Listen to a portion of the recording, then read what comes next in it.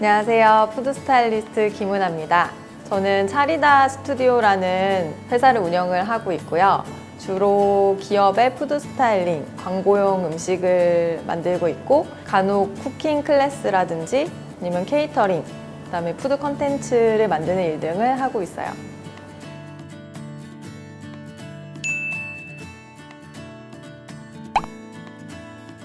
저는 경험이라고 생각해요. 저도 대학교 때 많은 경험들을 했었는데요. 어떤 곳은 케이터링 하는 곳이어서 핑거푸드도 많이 배울 수 있었고, 한식을 전문으로 하는 요리 연구가 선생님 밑에서도 일을 하면서 한식의 다양한 요리들도 배웠고요. 개인적으로 요리 학원도 다녀서 자격증도 따고, 또 플로리스트 선생님한테 가서 아르바이트도 하면서 이제 꽃꽂이도 학원을 다닌 건 아니지만 현장에서 경험을 통해서 꽃꽂이도 배웠고요. 약간 칵테일 클래스 같은 것도 들으면서 식음료 전반에 대한 다양한 경험들을 쌓았더니 도움이 굉장히 많이 됐어요.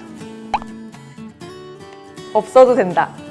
저도 사실 자격증은 2개 있거든요. 처음에는 사실 자격증을 따려고 했다기보다는 이 일을 하려다 보니까 요리를 할 수 있어야 됐고, 그러려면 요리를 배우려면 가장 쉬운 건 자격증반을 다니는 거였어요. 한식하고 양식 자격증 2개를 따고 나니까 이거를 내가 왜 따고 있지? 이런 생각이 들더라고요. 시험 자체를 준비하고 이제 하면서 음식을 다루는 방법이나 뭐 썰기, 볶기 이런 기술들을 익힐 수는 있었는데 이게 특별히 음식을 막 맛있게 만드는 방법을 알려주는 것도 아니고 훨씬 예쁘게 만드는 방법을 알려주는 것도 아니다 보니까 제가 개인적으로 그냥 좋아하는 사진이나 요리 프로그램 보면서 직접 따라하는 게 도움이 많이 되더라고요. 그래서 그 다음부터는 굳이 자격증을 따지 않고 그냥 그 요리들만 배워서 그 경험을 가지고 지금까지 일을 해와서 사실 저는 자격증 2개 있는데 그 자격증 발급조차 하지 않았어요. 진짜 힘들어요, 둘 다. 근데 좀 더 힘든 거는 2번째인 것 같아요. 어마어마한 뒷정리. 푸드 스타일링 촬영 중에서 좀 큰 규모라고 할 수 있는 게 냉장고 촬영이거든요.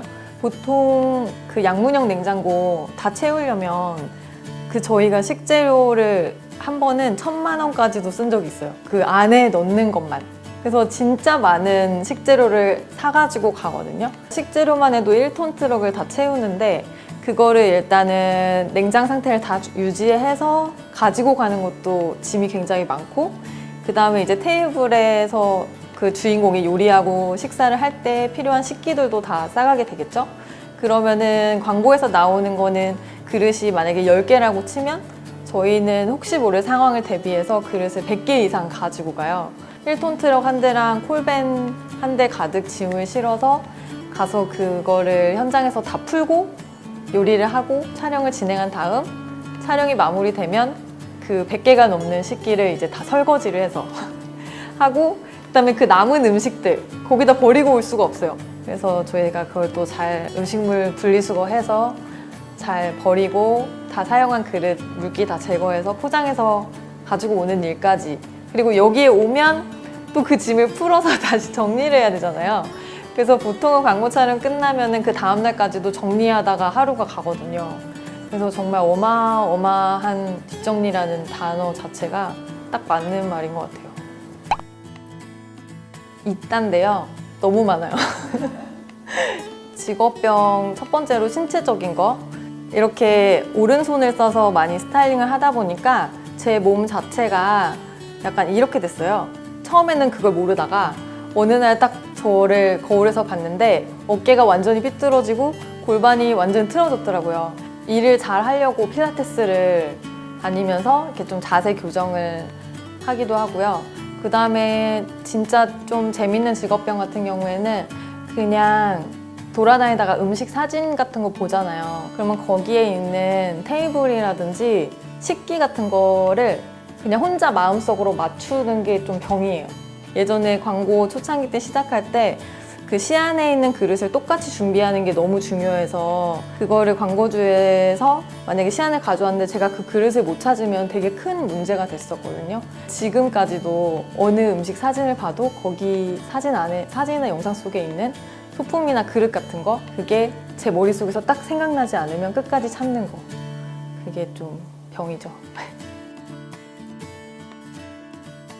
체력이요. 능력은 당연히 필요하겠죠. 아무래도 미적인 감각이나 뭐 요리 실력이나 기본적인 뭐 이론적인 공부 이런 것도 다 중요하긴 한데 아무래도 이 일이 현장에서 굉장히 오랫동안 서서 일을 하고 밤샘도 많이 있고 그런 직업이다 보니까 기본 체력 관리가 굉장히 중요하거든요. 왜냐면 체력이 없으면 능력을 발휘할 기회조차 없는 거잖아요.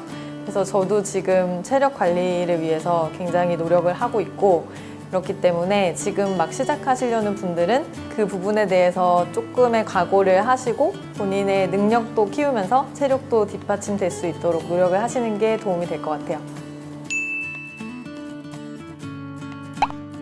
힘들었다입니다.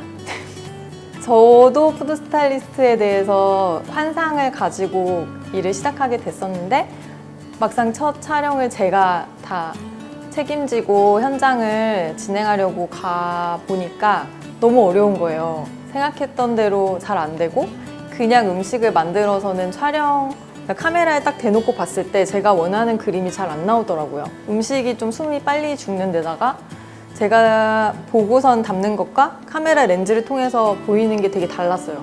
아, 진짜 이걸 손을 빠르게 움직여야 되고 많은 경험이 있어야지만 이 시간 안에 원하는 그림을 낼 수 있다고 많이 느껴서 첫 촬영이 시간이 되게 오래 걸렸거든요. 그래서 그때 되게 당황하고 막 식은땀 흘리면서 땀 삐질삐질 흘리면서 했던 경험이 있어서 그때 되게 힘들었다? 그렇게 기억을 하고 있어요.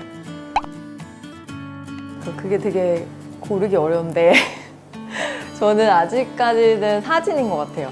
광고에서는 막 보통 15초, 20초짜리 광고가 많잖아요. 그 안에서 음식 장면이라는 게 길어봤자 2초 정도? 진짜 짧게 나오면 1초가 나오는데 그게 너무 보람되지만 아쉽더라고요, 저는 그게. 근데 반대로 사진은 똑같이 노력을 하지만 그게 되게 온전하게 남잖아요. 제가 브랜드 촬영을 많이 하다 보니까 뭐 매장에 가도 어디든 가도 걸려 있고 누구든지 그 메뉴를 보고 주문을 하고 있고 그다음에 어떨 때는 쇼핑백 같은 데 인쇄돼서 그게 나오기도 하고 막 버스에도 광고가 붙어 있고 훨씬 더 제 눈에 많이 오랫동안 띄다 보니까 보람을 더 느껴서 그게 더 재미있게 느껴지는 것 같아요. 음식 자체요. 아무래도 저희는 푸드 스타일리스트잖아요. 어쨌든 스타일링을 하는데 그 주인공이 음식이란 말이에요. 그래서 아무리 좋은 배경에 좋은 식탁에 진짜 비싼 접시를 가져다 놔도 음식이 자체가 조리가 맛있게 안 되면은 어떻게 찍어도 맛있게 나오지가 않아요. 푸드 스타일리스트들이 가장 중요하게 생각하는 거는 사실 식재료를 진짜 신선한 걸 고르는 거. 그래서 어떻게 보면은 셰프님들이 하는 일이랑 비슷한 점도 있어요. 그래서 저도 맨 처음에 조리를 먼저 배우게 된 거고 식재료를 잘 다룰 줄 알아야 완벽하게 스타일링을 할 수 있거든요. 그래서 보통은 요리를 잘하시는 분들이 스타일링도 잘하시는 게 일단 요리를 잘하면 맛있게 보이기 때문에 별다른 스타일링을 하지 않아도 그게 맛있어 보이고 예뻐 보이거든요. 그래서 음식 자체가 더 중요하다고 생각을 합니다. 그 되게 어려운 건데 둘 중에 굳이 선택하자면은 시즐 스타일링 같아요. 요즘에 이제 푸드 스타일리스트 영역이 좀 확장되다 보니까 푸드 스타일리스트들도 그 음식뿐만 아니라 화장품이라든지 아니면 패션 소품, 리빙 소품들을 같이 촬영하는 경우가 많이 있어요. 그리고 요즘에는 지면 촬영뿐만 아니라 온라인 컨텐츠를 많이 만들게 되는데 아무래도 소비자의 눈에 확 들어오는 디자인적인 요소가 중요해서 컬러 스타일링을 되게 중요하게 생각을 하거든요.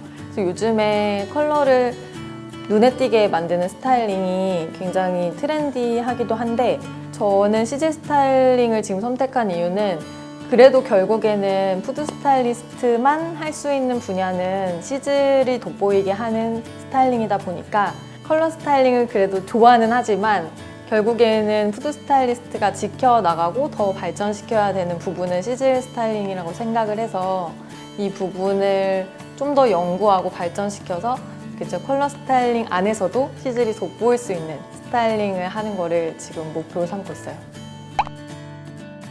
조명이요. 요즘에 다들 요리 취미로 하시는 분 많잖아요. 그래서 SNS에 올리는 거 보면은 보통 형광등 조명에서 하면 사진이 맛있어 보이지가 않더라고요. 그래서 좀 파란기도 있고 그러니까 되도록이면은 자연광을 활용하시는 게 좋은데 최대한 자연광 가까이에 음식을 가져가서 빛이 음식의 사선 뒷방향에서 빛이 오게끔 음식을 놓고 앞쪽에서 촬영을 하시면은 약간의 그림자가 생기면서 음식에 음영이 생기면 너무 어둡지 않게만 음영이 생기면 맛있어 보이거든요. 그래서 간단하게는 그렇게 자연광 앞에서 사진을 많이 찍어 보시는 게 도움이 될 것 같아요. 맛있는 곳. 맛있는 거 좋아해서 먹을 때는 그런 데 좋아요. 그리고 특히 노포 같은 데도 좋아하고 근데 거기 이제 플레이팅이 예쁘다의 기준의 차이인데 사실 그런 어머님 손맛 좋은 그런 맛집 가면은 되게 투박하게 이렇게 툭툭 올리는데 되게 맛있어 보이는 플레이팅 있잖아요. 그러니까 난 잔치국수 위에 그냥 애호박 볶은 거 이렇게 툭 올렸는데 그것도 너무 맛있어 보이는 거? 그런 것도 저는 되게 좋은 플레이팅이라고 생각해서 일단은 맛이 예쁜 곳으로 가게 됩니다. 엄청 쪘다. 제가 워낙에 요리를 좋아해서 이 직업을 선택했기 때문에 맛있어 보이게 음식을 차려놓고 나면 먹고 싶더라고요. 그래서 조금씩 먹다 보니까 더 살이 찐 것 같고 근데 이제 또 많이 먹어봐야 또 요리도 할 수 있고 많이 봐야 저도 예쁜 플레이팅 할 수 있기 때문에 이거는 제가 피화되고 살이 되는 그런 푸드 스타일리스트로서의 공부가 아닐까 그렇게 생각을 하고 있어요. 일단은 한 번은 말려보려고요. 근데 이제 정하고 싶다 말렸는데도 좀 너무너무 하고 싶다고 하면은 이제 제가 어떻게 하면 잘 할 수 있는지 혹독하게 가르쳐서 한번 시켜볼 생각은 있죠. 근데 일단은 말린다. 푸드 스타일리스트라는 직업은 진짜 재밌거든요. 그리고 저도 이 일을 하면서 너무너무 행복하고 즐겁고 한 번도 같은 일이 없어요. 진짜 다양한 사람들을 만나면서 다양한 일을 할 수 있고 그다음에 그게 내 거기 때문에 정말 보람된 결과물을 얻을 수 있는 진짜 최고의 직업이에요. 대신에 아까도 말씀드렸듯이 그만큼 엄청난 노력과 고생, 그다음에 진짜 많은 체력이 필요하거든요. 저처럼 큰 각오를 가지고 이 꿈에 도전하고 싶다 생각하신 분들이 계시다면 망설이기보다는 저희 스튜디오에도 1일 스텝이나 아니면 아르바이트 할 수 있는 경험이 늘 열려있기 때문에 한번 지원해 보셔서 하루 정도라도 아니면 방학 동안에라도 체험을 해보시면 꿈을 선택하시는데 도움이 되지 않을까 생각을 합니다. 그러니까 너무 고민 많이 하지 마시고 일단 부딪혀 보시는 것도 좋을 것 같아요. 일단 생각하셨다면 도전하시고요. 여러분들의 꿈을 응원하고 있겠습니다.